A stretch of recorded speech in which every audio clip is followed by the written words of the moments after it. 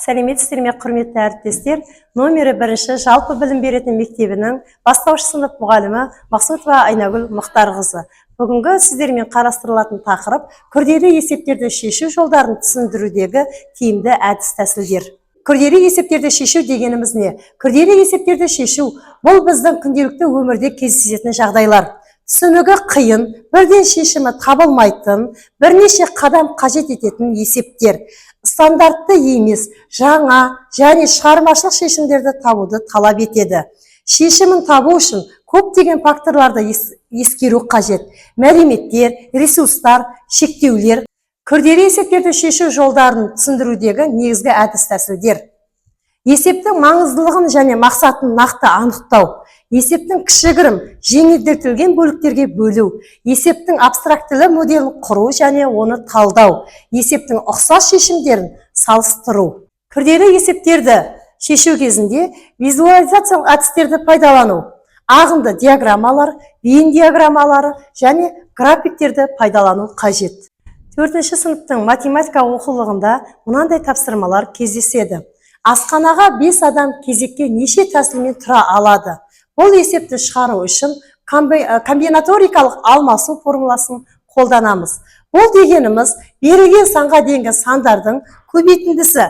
Бізге берілген 5 адам, оны біз 1, 2, 3, 4, 5 деп жазып алып, арасына көбейту таңбаларын қойып, бір-біріне көбейтеміз.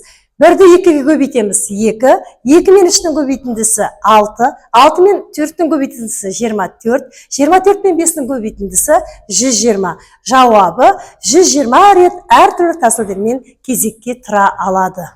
Келесі кезекте логикалық тапсырмалар кездеседі.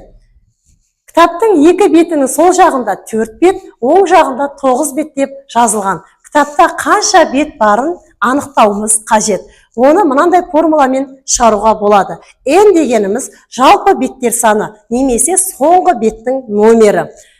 N тең А қосылған В азайтылған 1. А деп отырғанымыз сол жақ беті, В деп отырғанымыз оң жақ беті. Ендеше 4 пен 9-ды қосып, одан 1-ді азайтамыз. Сонда бізде 4 пен 9-ның қосындысы 13, 13-тен 1-дің айырмасы 12. Жауабы кітапта барлығы 12 бет бар.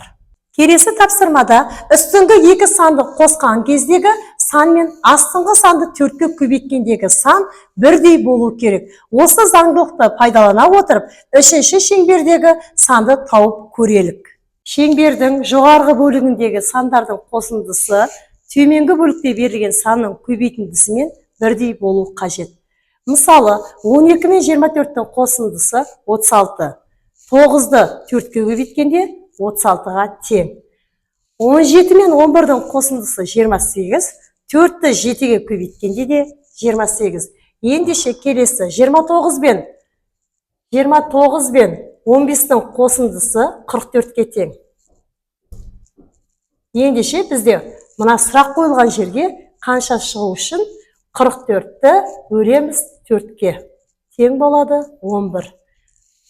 Шеңбердің төменгі жағындағы сан 11-ге тең. Келесі тапсырмада 1-ден 100-ге дейінгі сандардың қосындысының мәнін табу. Бұны біз осы мәнді табу үшін Гаусс әдісін пайдаланамыз. Мұндай тапсырмаларды Гаусс әдісі арқылы есептеуге болады. Ендеше бастапқы сан мен соңғы санның қосындысын тауып аламыз.